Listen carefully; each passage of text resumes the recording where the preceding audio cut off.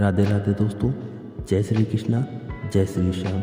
आज हम आपको इस वीडियो में महाकपि का बलिदान नामक कहानी सुनाने जा रहे हैं।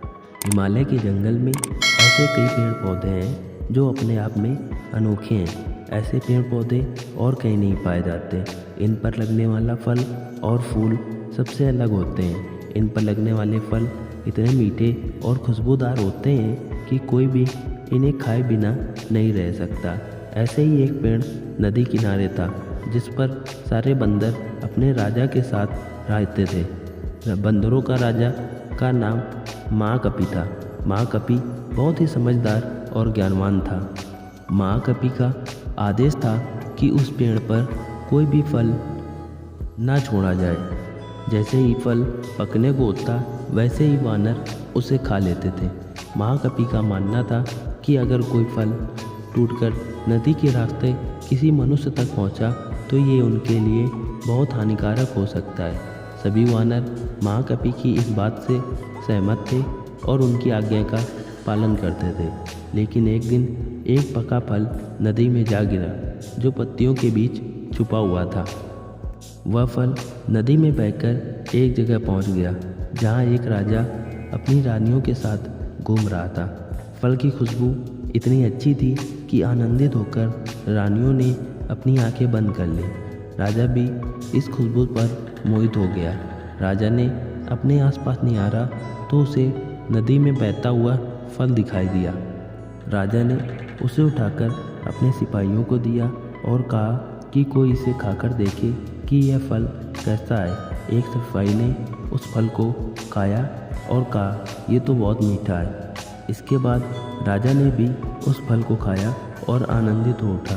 उसने अपने सिपाहियों को उस पेड़ को खोज निकालने का आदेश दिया जहाँ से ये फल आया था। काफ़ी मेहनत के बाद राजा के सिपाहियों ने पेड़ को खोज निकाला। उन्हें नदी किनारे वो सुंदर पेड़ नज़र आ गया। उस पर बहुत सारे वानर बैठे हुए थे। सिपाहियों को ये बात पसंद नहीं आई और उन्होंने वानरों को एक एक करके मारना शुरू कर दिया। वानरों को घायल देखकर महाकपि ने समझदारी से काम लिया। उसने एक बांस का डंडा पेड़ और पहाड़ी के बीच पुल की तरह लगा दिया। महाकपि ने सभी वानरों को उस पेड़ को छोड़कर पहाड़ी की दूसरी तरफ जाने का आदेश दिया। वानरों ने महाकपि की आज्ञा का पालन किया और वो सभी बांस के सहारे पहाड़ी के दूसरी ओर पहुंच गए। लेकिन इस दौरान डरे सहमे बंदरों ने महाकपि को बुरी तरह से कुचल दिया। सिपाहियों ने तुरंत राजा के पास जाकर सारी बात बताई। राजा महाकपि की वीरता से बहुत प्रसन्न हुए और सिपाहियों को आदेश दिया कि महाकपि को महल लेकर आएं और उसका इलाज करवाएं। सिपाहियों ने ऐसा ही किया, लेकिन जब महाकपि को महल लाया गया तब तक वह मर चुका था। दोस्तों, वीरता और समझदारी हमें इतिहास के पन्नों में जगह देती है। साथ ही इस कहानी से यह भी सीख मिलती है कि हर मुश्किल घड़ी में समझदारी से काम लेना चाहिए। दोस्तों, यह कहानी आपको कैसी लगी हमें कमेंट करके ज़रूर बताएं।